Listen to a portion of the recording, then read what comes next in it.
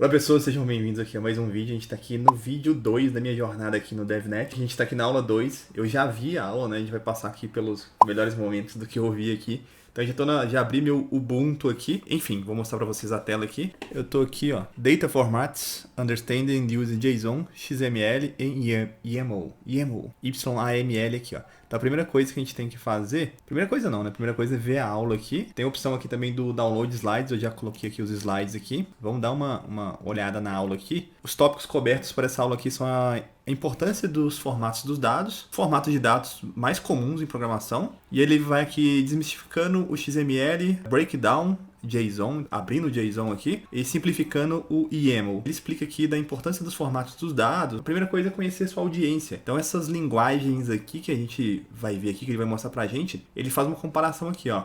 Uma coisa que ser humano entende e outra coisa que computador entende. Isso aqui é um íconezinho, um mascotinho que a Cisco está usando para o DevNet. Então, por exemplo, aqui está uma saída de comando de show IP Interface Brief, provavelmente. Então, essa saída aqui de comando de um roteador, a gente entende, né? A gente tem aqui a coluna que tem as interfaces, a coluna de endereçamento IP, se está ok, né? O método foi da HCP, o manual, o status e o protocolo. A gente está familiarizado com isso.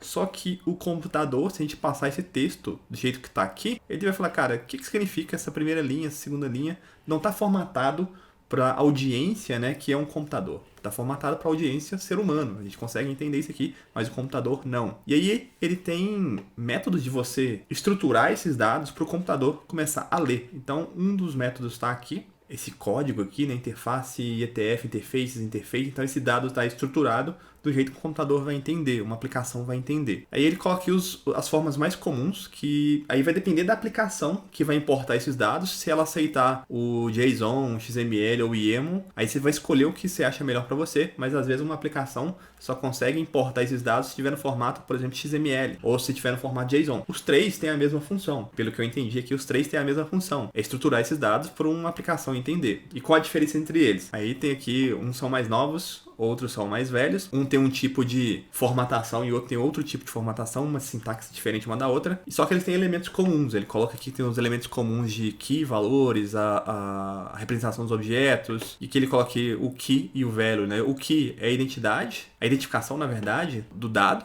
E o valor é o dado em si. Então, por exemplo, aqui a gente tem um key chamado name e aqui dentro tem o valor desse name, que aqui, por exemplo, é a interface.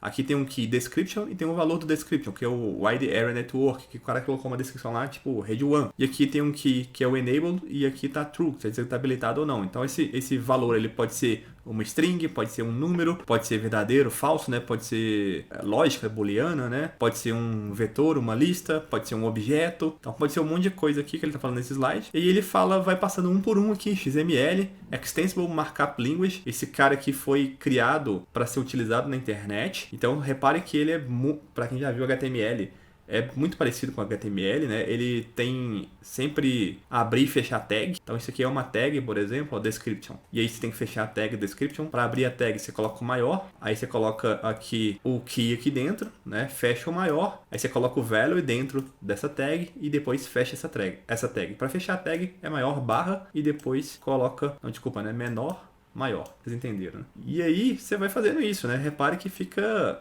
um formato aqui um pouco estranho, assim, não é tão fácil de ler assim para um ser humano, mas a gente consegue ler e interpretar, e uma máquina também consegue interpretar. Uma máquina, uma aplicação, né, que entende XML, né, que consegue importar XML, vai conseguir interpretar. Aqui a indentação, né, espaço, esse tipo de coisa não tem significado nenhum. Então isso aqui é mais para ficar bonitinho pra gente, mas não precisa ter esse espaço, é irrelevante pro XML. E aqui tem uns objetos, né, que ele cita aqui interface, XMS e ETF interface, e aqui tem os atributos aqui da interface, uma lista. Aí vamos passar pro JSON. JSON é a mesma coisa, é o JavaScript Object Notation, só que ele é um pouco mais simples que o XML, né? Para ser humano, a gente acha um pouco mais simples. E ele trabalha com abertura de chave, né, fechamento de chave, colchete, e tudo tem que estar assim com essas chaves. Se você esquecer aqui, por exemplo, uma chave, de fechar uma chave que está aberta aqui em cima, né, vai dar pau, né? vai dar problema. É um pouco mais fácil de ler com XML para o ser humano, e também se tiver uma aplicação que lê JSON aí, você consegue também, ela vai conseguir ler esse tipo de código aqui. Aqui também, espaço em branco e indentação não tem importância nenhuma, você pode colocar, o cara indentou aqui, né, colocou um tab aqui, espaço, só para ficar bonitinho aqui. Não precisa de vírgula no final. Aí tem aqui os exemplos de JSON. E aí tem um YAML,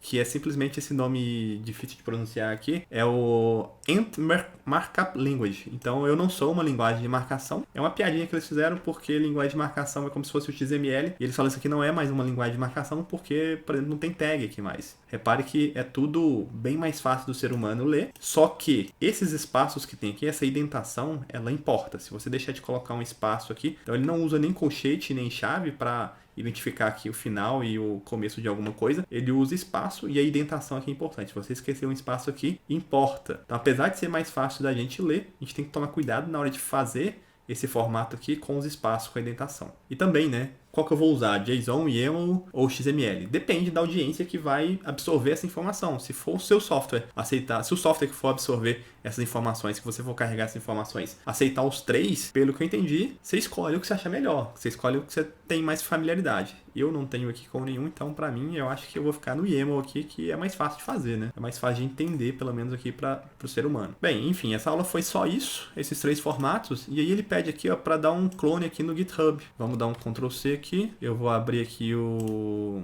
terminal, já tá até aberto aqui, ó. Eu vou dar aqui um paste, git clone aqui, ele vai clonar, aí vamos dar um CD aqui dentro do diretório que ele baixou, e dentro de uma pasta aqui, data formats, eu abro aqui, dou um paste aqui, e vamos ver o que tem aqui, ó. Aí eu dou um ls, para ver o que tem. Aí tem arquivos aqui, .json, .yaml, .xml, tem a lista e tem aquele arquivo da interface. E aqui tem um readme.md, vamos ler ele, vamos dar um cat readme.md. Aí ele fala aqui data formats, aí ele fala para clonar, isso aqui a gente já fez, né? Git clone, local workstation setup, isso aqui a gente fez na última aula, na última apresentação que eu fiz. DevNet Sandbox, não precisa de acessar o Sandbox, lá, a plataforma lá da Cisco, e downloads lá a gente já fez, então não tem nada demais aqui. Vamos dar um ls de novo, a gente lá já leu esse readme aqui, vamos ver esse requirements aqui, .txt, vamos dar um cat requirements.txt. Não tem nada dentro desse arquivo, então não precisa fazer nada. Vamos ver os arquivos aqui, ó. Vamos dar um cat gigabit ethernet 2, vamos ver o XML. Ó, o XML aqui, ó. Então esse arquivo aqui, né? Esse, olha só, ele tem, sempre tá com essa, é o mesmo arquivo que tem lá. Então gigabit ethernet 0/2, description. Vamos ver o XML, vamos ver o JSON. Repare que ele é um pouquinho mais simples, né, de entender, porque não tem tanto de tag assim, mas ele também fica cheio de chave, colchete aqui abrindo e fechando. Vamos dar aqui, ver o YAML.